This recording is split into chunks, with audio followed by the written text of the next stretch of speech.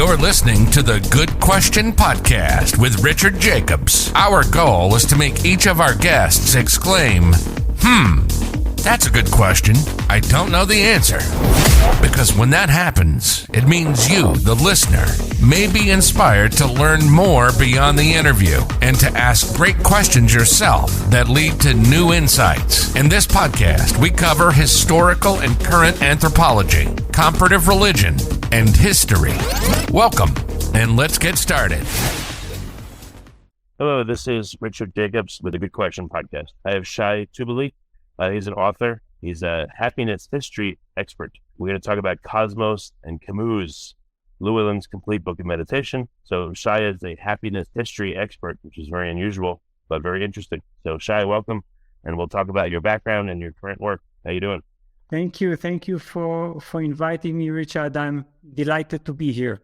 Okay, well, tell me a bit about your background. How did you become a happiness history expert? Well, I would say that since 1998, I am a researcher of human consciousness, and I do it both objectively as an academic philosopher and subjectively as a meditation practitioner and student of Eastern philosophy and practice. And the term happiness history expert derives from my PhD thesis, which is all about what we can term transformative philosophy.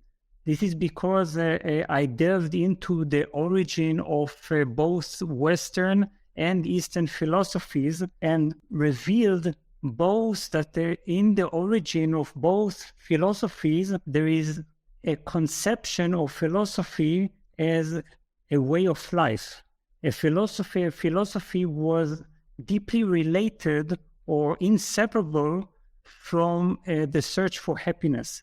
So when we understand philosophy as a search for happiness, we also realize that both ancient Western philosophy and Eastern philosophy, they pretty much told us or revealed similar things about what happiness entails and how we can realize it. Okay, so what are some examples in history of how happiness has been talked about and described? Well, of course, let's say we can return to, first of all, Greek philosophy, where we often think about Socrates and Plato, for instance, as logicians, philosophers who thought rationally. But really, when we begin to inquire into what Socrates had to offer and what Plato had to offer, we discover that they were mainly interested in how to liberate the soul from the shackles of the physical body, the earthly dimension. So what they actually showed us is how we can liberate ourselves through the power of our own consciousness, the power of our own mind. In their way, of course, it was self-inquiry, investigation, what they called self-knowledge. And they also told us that happiness is all about returning to our original state. This means that we are essentially already happy, but we are not in touch with it. So for that, we only need to remove layers of illusion, layers of attachment, and we don't need to invent the state of happiness. We don't need to achieve it. We rather need to return to it. Okay. So what are some ways to do that? What are some suggestions on how to reduce things in your life so you're able to be happy? Well, that depends. If you're asking Socrates, for instance, one of the ways to be happy is to begin to hold questions and to inquire, which means to begin to acquire some kind of self-knowledge, to question our own beliefs, the way our mind has become entangled in its own illusions, and to return to a state that Socrates considered the state of not knowing, which means bringing the mind to a pure state. Now, of course, when Socrates and Plato talked about this kind of return to our original state, they never discussed meditation. So I think that here the Eastern philosophy and practice, they come to help us by offering to us a practical way to return to our original state of happiness. Through meditation, or what way? What's the practical way? Well, if we're talking about Eastern philosophy and practice, yes, this would be meditation and self-inquiry. And of course, meditation includes a wide range of practices, and perhaps we can discuss this. Yeah, well, sure. Let's go into how to find your happiness, how to meditate, and how to uncover it in your life. Yes. Well, again, there are many different ways to meditate. If we are returning, for instance, to the Buddha 2,500 years ago, he began by recommending one of the most basic ways of what he termed mindfulness, which was mindfulness of breathing. For the Buddha, breathing was the most essential gateway to reality. So breathing returns us to a state of alignment of body, mind, and breath, which means that when we are beginning to unify body, mind, and breath, we begin to experience a certain state of natural joy. So this is just one gateway. We have many other gateways, but it's always all about increasing the power of our attention, because usually what happens is that our power of attention, our awareness, is robbed off by certain thoughts, by certain emotions, by certain inner illusions and mental chatter. So when we are beginning to separate our awareness, because right now when we discuss, there are two elements in us. One is our attention, and then there is the things we pay attention to. We normally we have lost this kind of distinction. So we have become lost in our stream of thought, in our stream of emotions, in what can be termed the thinking machine. Now in meditation, we are beginning to distinguish our awareness from the things we pay attention to. And this is the beginning of freedom, because you realize that you don't have to become so automatically identified with a certain element or object of your awareness. This sounds a bit general. What's a specific example of how you could use this technique to help you? What's an example from someone that you've worked with, or maybe your own life? I'm not sure what you mean. What's an example of in your own life, or with maybe a customer of yours, or someone that you've helped counsel on how to be happier? What was a problem that you faced, or someone that have faced, and how did they calm their mind and get themselves to feel better about it? Do you have any good examples of this? Of course, yes. I can give a powerful example of a person who was suffering from certain what he termed inner voices, and because when we think of finding ourselves in a state in which we hear inner voices, we immediately think of rushing to a psychiatrist. Now, what happened was that this person was feeling that there was some kind of external agent in him telling him that he is not worth of living, is not worthy of living, that he should kill himself, and so on and so on. And that was, of course, a disastrous state, and he felt that he was going crazy. Now, as soon as we are beginning to realize through the power of meditation that these voices, and this sounds incredibly simple, that these voices are not something that we have to give power to make them meaningful. Because the thing is that between my attention and my thought, there is a certain gap. In this gap, there is a choice. The choice whether to become identified with this thought or not. And by identifying with this thought, I immediately give meaning to it. I make it powerful. And then at a certain point, it generates momentum and it becomes monstrous. It takes over me. I no longer have the choice.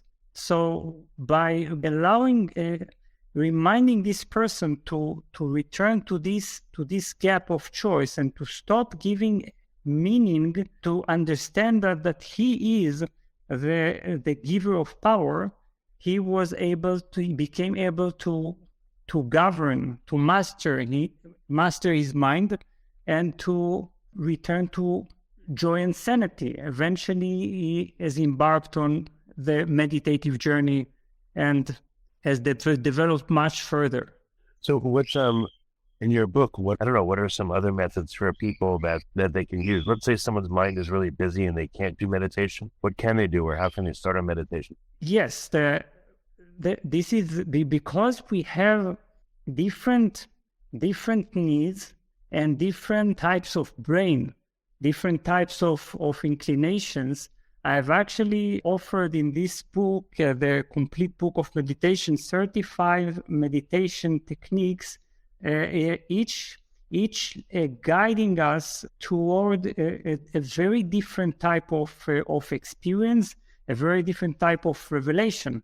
Through this kind of encounter with the range of meditation techniques, we're realizing that meditation is so much more than just sitting silently and serenely and closing our eyes in a, let's say, half lotus posture or full lotus posture.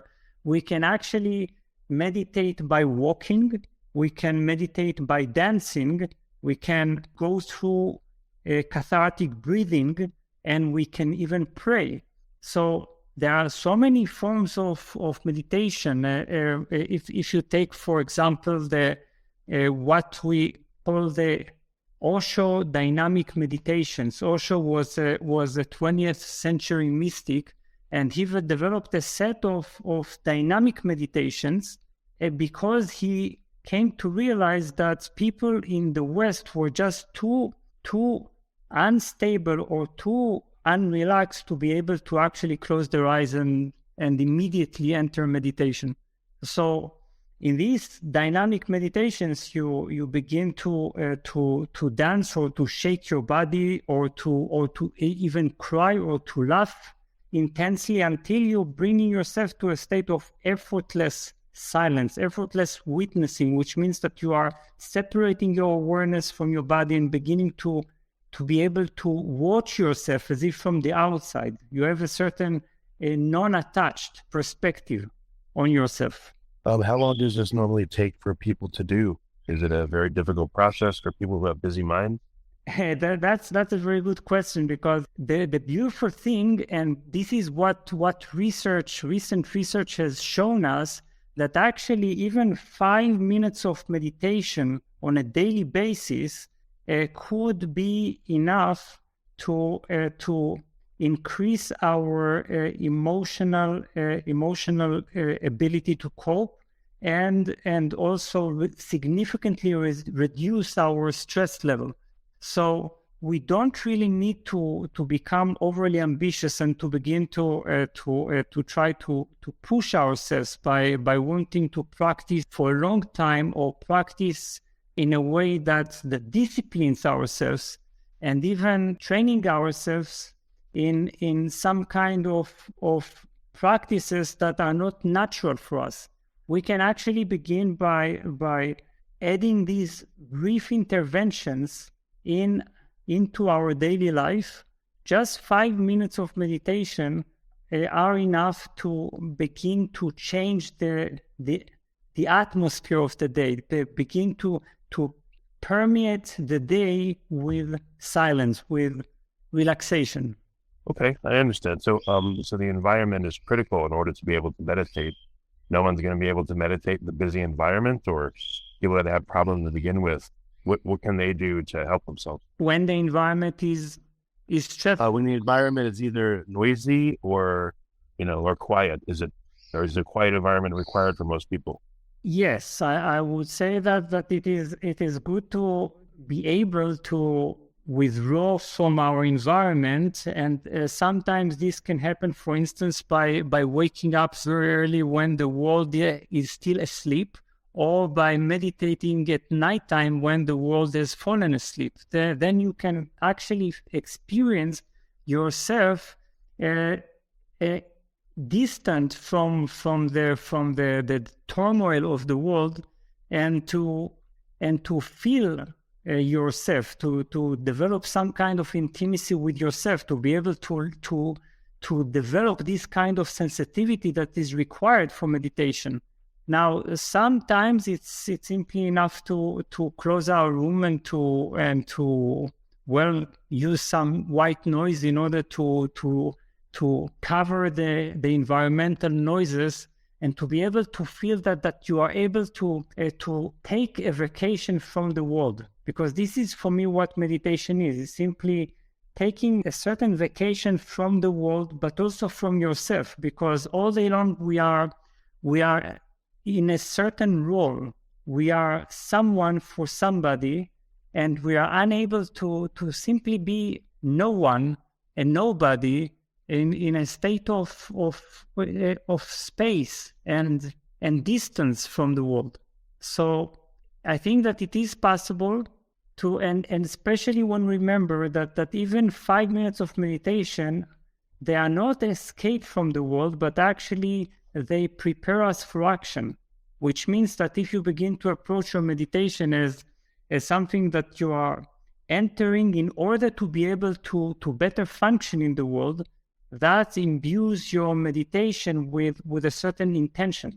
This is, otherwise we are just wanting some kind of escape, some kind of momentary silence. This, of course, will not help us to transform our relationship with the world. What are some of the stumbling blocks you're seeing with people that are trying to, what do you do when someone says, I'm trying to be happy, I just don't know what to do or how to do it? I've heard that a lot from people. Why do people say it like that and exclaim, I'm trying to be happy, in a frustrated and upset tone? Is it that hard? Trying to be happy? Yeah. Well, yes, that's perfectly understandable. The thing is that we're trying to be happy, but we need, first of all, to seriously call into question the ways we are trying to be happy. Because most of the ways, and this is what both the ancient Greeks and the ancient Indians told us, is that by trying to be happy by depending on the world, by trying to become successful in the world, or by trying to attain some kind of perfect relationships with people, with loved ones, by being able to create to make life an island of stability, safety, and happiness, this is just not going to happen. And this is what the first thing that meditation tells us. It tells us there is a great difference between our search for happiness in the world, which is futile. We will actually never achieve it. And the more we pursue it, the further it will move away from us. It will escape us. On the other hand, there is some kind of unconditional joy, and what in the world of meditation is termed bliss. Bliss is a very different type of happiness. Bliss is our ability to stop depending on the world for our happiness. And this is, I think, one of the greatest gifts of meditation, because you're beginning to develop first, you're developing what we can call unconditional or inner stability. This means that we're not expecting the world to create stability for us, to stop changing, or to creating for us some kind of a foundation for a lasting state of pleasure and comfort. We are beginning to realize that there is something unchanging in us, something that becomes our axis, that becomes a certain unchanging core. Then we are learning how to develop unconditional joy. And then we're learning how to develop unconditional power. So all these qualities are necessary. And actually, again, happiness is letting go of the wish for happiness in the world. This is the meditative perspective. Well, very good. Shai, what's the best place for people to learn more about your work? Should they think of a book, or how should they follow you and find out more? Yes, of course, the book is the best introduction to meditation, but they can also enter the official website, Shai Tubali, Shaitubali.com. This website includes many blog entries. It includes introduction to my work, to upcoming events, and also my YouTube channel under my name, which contains numerous guided meditations and videos containing explanations about how to integrate the meditative perspective into our daily life. Okay. Well, very good.